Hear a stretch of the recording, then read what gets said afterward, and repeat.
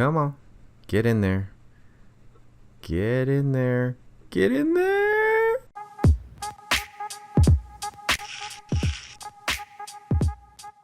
So I made this trap a while ago, but when I was trying to put it outside, I had some unfortunate visitors like raccoons and, of course, skunks. And these visitors either completely ruined the trap or, well, they stole the bait. The only thing good about these critters are the cutest little babies, although these babies really scared me as they kept walking towards me. So many months ago I made this one the Venus mouse trap because it kind of reminded me of a Venus fly trap. Anyway, quite successful, and I used a plastic box at the time, but this time I had to cut some ventilation holes in it. So this time I just wanted to try something different using a different container.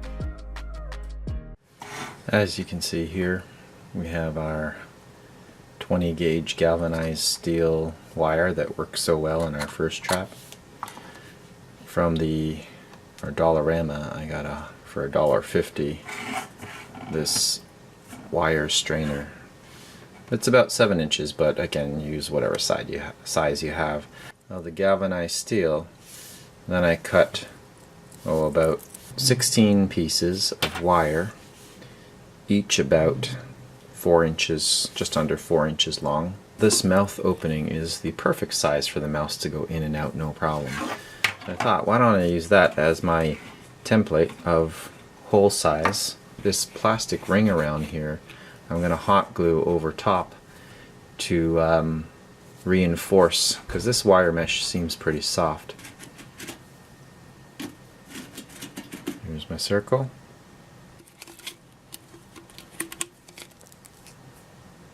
As I start my hole, these are a little bit overkill, but it's doing the job pretty quick. A little bit bigger as we go.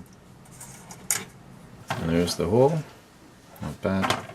And I'm going to put the wires in first and then glue this in as kind of a reinforcement. So we bend them all into shape. Pretty much just stick them in, glue them down, but I also have to add that little kind of 90-degree so it'll stay put as I hot glue it in.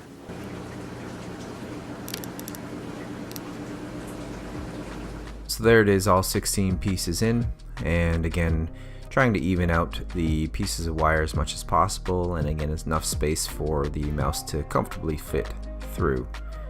You can use anything to mount it on, but I just used a piece of flat scrap tile that I had and elastic bands to hold the strainer down. I may be biased, but I think it's a work of art. So everything's hot glued in there, and of course there's more than enough perforations in there for the mouse to breathe. I just used the black sunflower seeds from the bird feeder. Now I moved the mouse trap into a new location where it's way more protected, and that's in my barbecue, underneath my barbecue cover, sorry.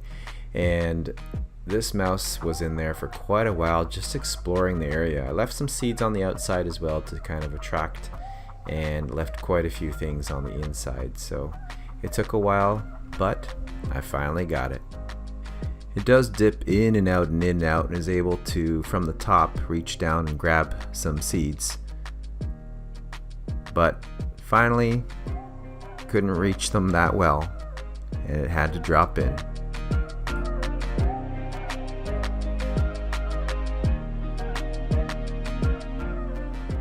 And the mouse just reached the point of no return.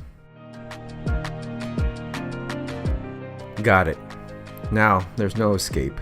And again, the mouse is looking and searching and trying to find every possible way out other than the way it came in. And I was able to retrieve it the next morning, no problem. So the trap works great and the mouse can't escape, and that's the key. Well, thanks for watching, and speaking of watching, a young photographer sent me some pictures, and I wanted to share some of those pictures with you.